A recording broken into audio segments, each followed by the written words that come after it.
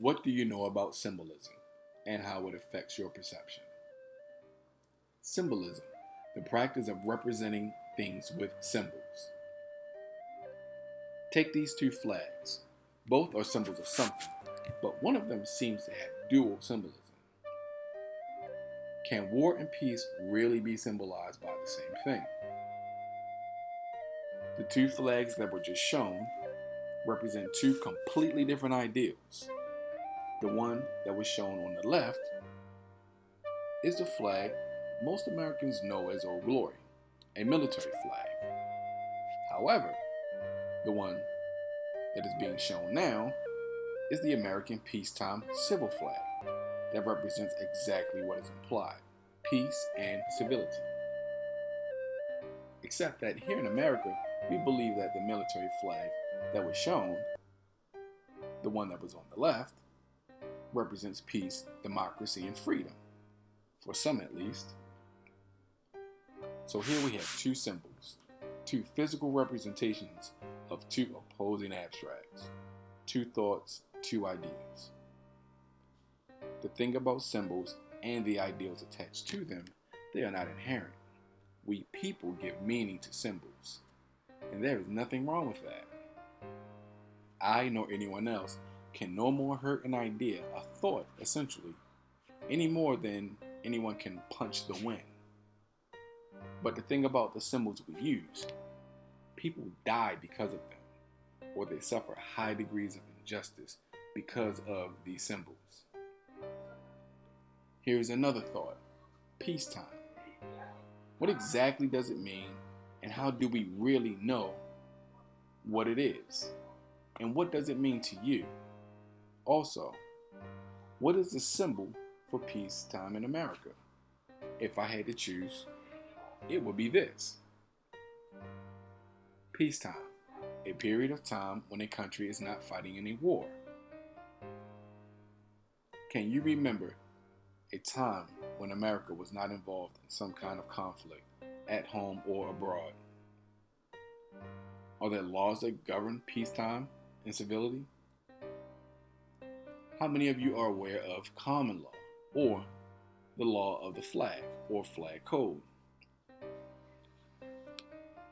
The definition of common law is a legal system that is characterized by case law, developed by judges, courts, and similar tribunals. Sounds a lot like our legal system, right? Flag law or flag code.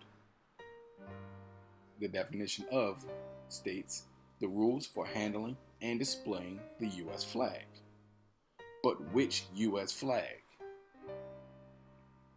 When a flag is flown, the ideals of that flag and what it represents is what is being conveyed. Your country or vessel is operating under whatever that particular symbol represents. So, if a military flag is flown, then you are at war. If a peacetime civil flag is flown, then you are at peace. Some controversy over the peacetime civil flag exists, and some say it's a false flag. However, I will get into the history of that flag in another video. But it is a symbol, nevertheless, a representation of ideals and thoughts. How can someone tell you that your ideals and thoughts are false, but theirs are not, whether they recognize your symbol or not? I don't understand or recognize the Confederate flag. That does not mean it is somehow void of meaning. However, supporters of the Confederate flag say that the ideals that they bestow onto this flag are freedom and heritage. But whose freedom exactly are they talking about? If you ask me, I find it kind of strange that someone who wants to uphold their own freedom and heritage and say that their symbol does not represent hate will want to be a part of a system that subjugates and enslaves others while hating them. There is a word for people like that, and it's called a hypocrite. And this is the definition of the word hypocrite: a person who claims or pretends to have certain beliefs about what is right, but who behaves in a way that disagrees with those beliefs. a person who acts in contradiction to his or her stated beliefs or feelings. Now, as for laws that govern peace and civility, that's what the Constitution and the Declaration are supposed to be for. For example, the Constitution was originally comprised of 7 articles. The first 3 separated the federal government into 3 branches: legislative, which is Congress; the executive branch, which is the president and vice president; and the judicial, the Supreme Court and other federal courts. 4, 5, and 6 describe the rights and responsibilities of state governments and of the state's relationship to the federal government. The 7th establishes the procedure used by the 13 states to ratify it. In short, they tell government what they should do and how, and limits their power. The Constitution has been amended 27 times, and the first 10 are the Bill of Rights. The Bill of Rights protects individual liberty and justice and restricts the government's power. The Constitution states, and I quote, "We the people affirm that the government of the United States exists to serve its citizens." End quote. Here in America, the flag represents a lot of things, but for most Americans, it mainly represents freedom and democracy. For many, it represents the troops who fight in wars and the Constitution. And those troops who fight in wars fight for people's freedoms and for the Constitution and the rights therein, including the freedom of speech and peaceful protests. The veterans fought to uphold those rights, apparently. And if you believe that they fought to uphold those rights, that also means that everyone who those rights apply to has the right to exert those particular rights. The ideals that are stated in the Constitution is what the American flag is supposed to be a symbol of, and it's supposed to represent all Americans. Take due process, for instance. The definition of due process states, due process ensures the rights and equality of all citizens. There is also the Magna Carta, also known as the Great Charter of the Liberties, which is a part of the Constitution. The Magna Carta states, "No free man shall be seized or imprisoned, or stripped of his rights or possessions, or outlawed or exiled, or deprived of his standing in any other way, nor will we proceed with force against him, or send others to do so, except by the lawful judgment of his equals, or by the law of the land." And let's not forget the 14th Amendment. The 14th Amendment states, and I quote, "All persons born or naturalized in the United States and subject to the jurisdiction thereof are citizens of the United States and of the state wherein they reside. No state shall make or enforce any law which shall abridge the privileges or immunities of citizens of the United States, nor shall any state deprive any person of life, liberty, or property without due process of law, nor deny to any person within its jurisdiction the equal protection of the laws." End quote. The 14th Amendment was ratified on July 9, 1868. All citizens of the United States are supposed to be protected by the Constitution of the United States and by the laws of the cities and states that they live in. As some of you are probably aware, each state has its own laws and constitutions, which cannot conflict with the Constitution of the country. This is supposed to ensure fair treatment across the board for all U.S. citizens. I'm pretty sure that police brutality and racial profiling are in violation of the 14th Amendment. These are some of the things that the flag is a symbol of. The Constitution of the United States of America was fully operational in the year 1789, meaning that it was fully ratified by a majority vote in 1789. During this time in American history, African people were still enslaved in this country. In 1619, the first enslaved African was brought to Jamestown, Virginia. Now, history would like to say that these first Africans were indentured servants, but the true intent for the Africans was already clear. The indentured servants of other races were not taken by force from their homelands and shackled to the bottom of ships. So let's look at the definition of what an indentured servant is. Indentured servants are laborers who are under a contract with their master to serve the master for a period of time. So what this means is that an agreement of indentured servitude is an agreement between two parties, not forced labor or chattel slavery. So how could anyone actually believe that the Africans that were brought to America were expected to be let out of their servitude when America did everything that it could to make sure that never happened? Also, if we as Africans were only indentured servants, why would the government of the United States make laws and create laws that actually made us, in their eyes, not citizens and not even human beings if we were just indentured servants? Because then wouldn't that qualify as a breach of contract, since an indentured servant is the person who was contracted by someone to be in service to them for a period of time?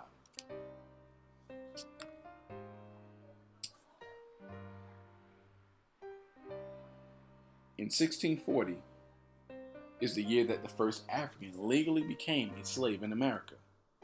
This happened because he tried to escape from the service in which he had been forced into. As punishment, he was then sentenced to a lifetime of slavery. The following year, in 1641, Massachusetts became the first colony to authorize slavery. And between the years of 1689 and 1865, the state of Virginia enacted 130 slave statutes. In the year 1704, Carolina developed the nation's first slave patrol, a predecessor to the police force that we know today. So let's recap some dates. In 1775, the Revolutionary War began, the War of Independence. In 1777, Old Glory, the U.S. flag, was made the official flag of America. It was the first flag of the United States, and it was created by Francis Hopkins. The Betty Ross flag did not come until 1792. In 1783, the battle was won, and the 13 colonies had gained their independence from an oppressive monarchy. However, the Africans that were enslaved during this time had no independence to speak of. In the same year, there was an amendment made to the Articles of Confederation, which made Africans 3/5 of a human being, as opposed to not being considered human at all. This only came about so that the South could benefit from a political advantage that they would enjoy until 1960. Quick reminder, remember the Constitution was ratified in 1789. The Constitution would follow suit with the Articles of Confederation as found in Article 1, Section 2, Paragraph 3 of the United States Constitution, the 3/5 Compromise. In 1793, the Fugitive Slave Act was enacted. In 1857, the ruling in the Dred Scott case states the descendants of slaves could not be citizens. In 1863, President Abraham Lincoln put forth the Emancipation Proclamation. The drawback was the proclamation was only for slaves in the rebellious states, i.e., some of the southern states, but not slaves in the North,